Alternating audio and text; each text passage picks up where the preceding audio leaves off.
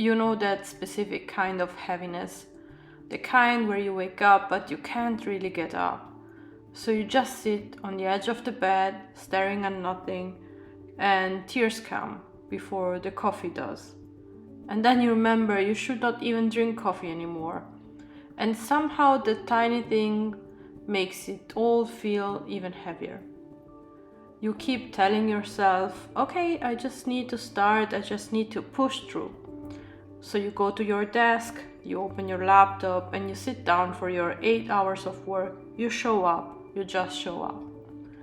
But more often than not, you're not really there. Your body's at the desk, but your mind is somewhere else.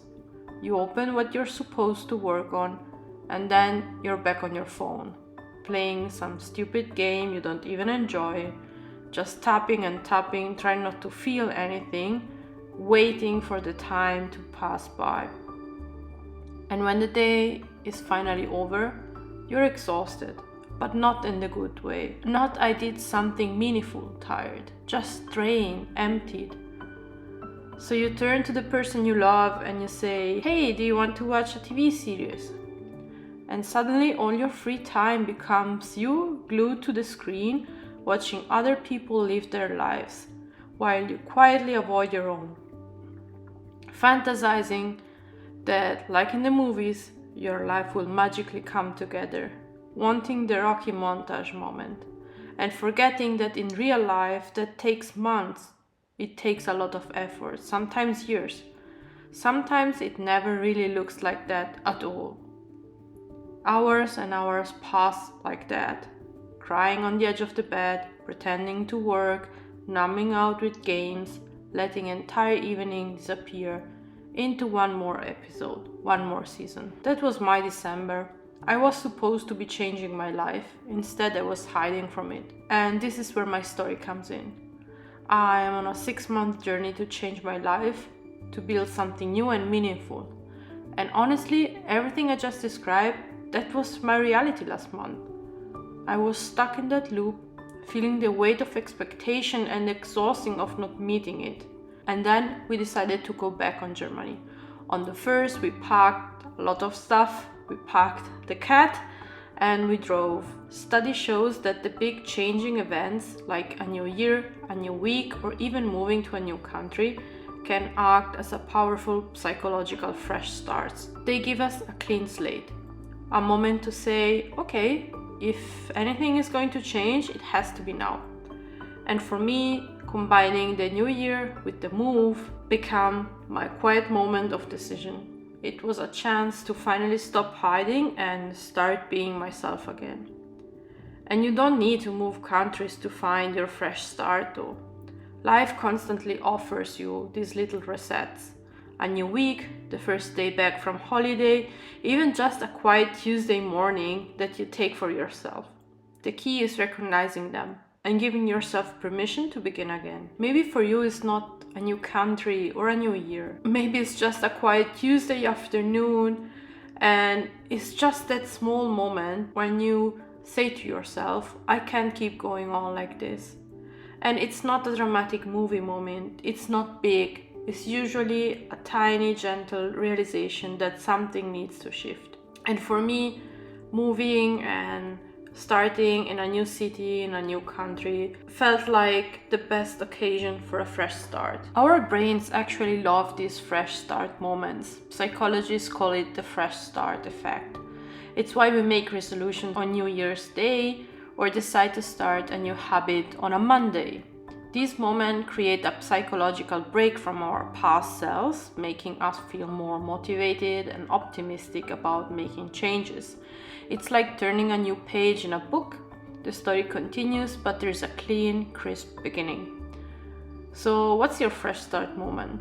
It doesn't have to be grand. It could be the start of a new week, new month, or even just the first day back after a short break. Maybe you just finished a big project or recovered from a cold. These are all opportunities to say, okay, let's try again. It's about giving yourself permission to reset, without judgment, and without waiting for the perfect cinematic moment. It's not a moment, it's a decision. For me, this move is quite overwhelming. I had almost come to the conclusion to stay in Italy, but then my husband wanted to move, and I moved with him. In the end, it's also an incredible opportunity to build a home that truly supports the life I want. No more just accumulating things, no more holding on to items out of obligation. This is a chance to curate my surrounding with intentions. You don't need to move countries to experience this. You think about your own space. Is it a sanctuary or does it feel like another source of stress? The external reset is about gently decluttering your physical environment to create more mental space. It's not just about getting rid of things, but about asking yourself, does this item serve me? Does it bring me joy or does it take up space and energy? And beyond decluttering, it's about intentionally designing your environment. Are the things you want to do more, like reading, exercising, creating, easy, accessible, and visible? And on the other hand, are the things you want to do less, like scrolling or snacking, harder to reach out or out of sight? It's about creating a physical space that nudges towards your goals. Maybe your running shoes are right by the door and your phone charger is kept in another room where it's not easy to stay. It's about making the path of least resistance the path you actually want to take. When your physical space feels lighter and more organized, your mind often follows. It reduces decision fatigue and it creates a sense of calm. It's a small, tangible step you can take right now to signal to yourself that you're ready for a fresh start. And if the external reset is about your surroundings, the internal reset is about what's happening in your head. And let's be honest, this can often feel like the harder part. It's where all these swirly thoughts, worries, and even dreams live. This internal reset is not about ignoring them, but about giving them a place to land. A way to be seen and processed. For me, a huge part of this is getting it all out of my head and onto paper. Whether it's the bad stuff, the anxieties, frustrations, things I want to let go of, or if it's the stuff I want, my hopes, my dreams, my intention. There is something incredibly powerful about seeing these thoughts outside yourself. It gives you a bit of distance, a bit of clarity. It's not about solving everything instantly. It's more about acknowledging what's there. And sometimes it's about embracing little rituals that may seem silly to others but feel deeply meaningful to you. Like writing down everything you want to let go, all the burdens you've been carrying, and symbolically letting them go. Maybe by tearing up the paper, or, well, in my case, I love to burn it. Perhaps it's a morning routine that grounds you, a specific way you set your intentions for the day.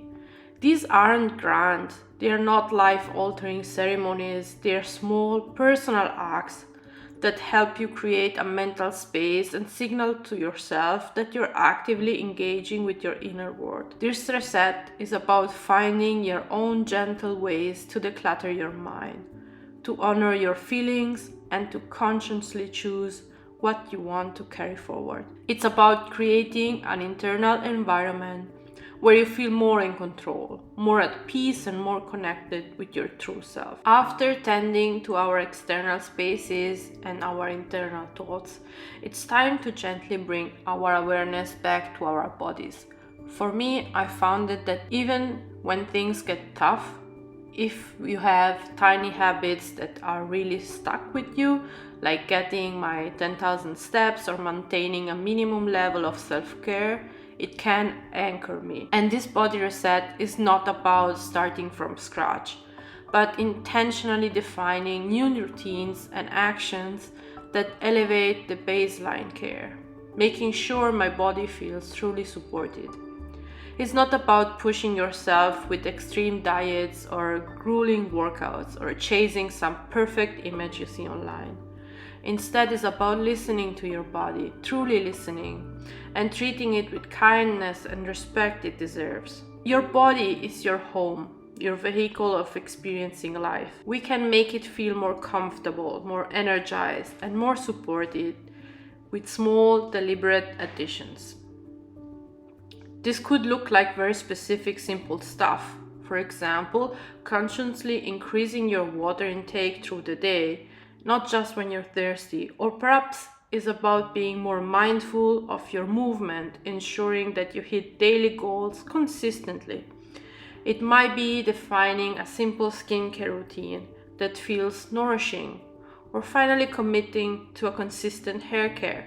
For me, it also looks like supplements that genuinely support my well-being and making small but sustainable tweaks to my diet that add more energy without feeling restrictive. The goal is not to completely transform your life or your body, but intentionally nurturing. It's about actively choosing to define and integrate these small, consistent acts of care. They build up over time. They create a foundation of well-being that feels sustainable and genuinely good. It's a gentle invitation to come back home to yourself in the most physical sense by giving your body the specific attention it craves. And we've talked about the mess. So we talked about the mess, the moments of decision, and the gentle reset for our external world, our internal and our physical bodies. But here's the thing. This isn't a one-time fix. This isn't about magical transformations that happens overnight or even in 6 months. Life is messy, and we are all just figuring it out one day at a time. It's the first time for every one of us.